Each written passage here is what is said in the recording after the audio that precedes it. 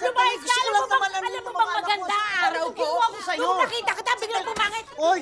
Ay, hindi namin kailangan yung mga pasalubong mo. Alam mo, ibigay mo yan doon sa haliparot mong kabit. Sandali, binibigay ko lang naman to para sa mga anak natin. Tsaka isa pa, huli kitang binigyan, naalala mo, sinunog mo.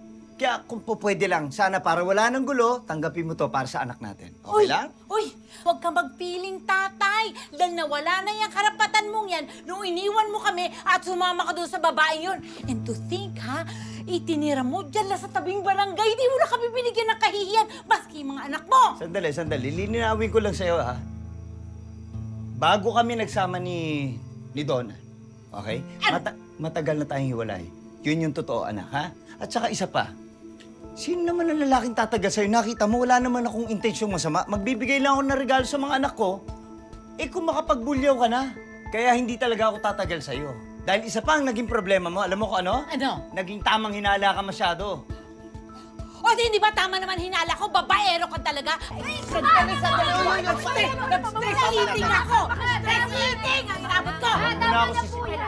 Tagihin po kayo. Sige. Walang problema sa akin. Okay lang ako mga anak, ha? Basta ganito na lang, para kalmado na lahat, tawagan na lang tayo. At lagi niyang tatandaan, baka po pwede naman. Please lang, para sa mga bata. Sige, tabi niyo na, ha? Mahal ko kayo. Okay lang ako! Sandali! Tama na! Pwede ka na! Nak, I love you, Nak! Ma naman, hindi mo ba na-appreciate na gusto lang ni Papa na maging maayos ang relationship niya sa atin kahit nahiwalay na kayo? Ang dapat niyang gawin, hiwalayan yung babaeng yun. Magiging maayos ang pamilya natin. Yun lang ang tanging solusyon. At saka kayo, ha?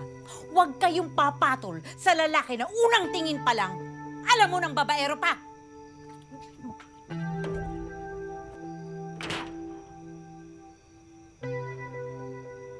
I think I'm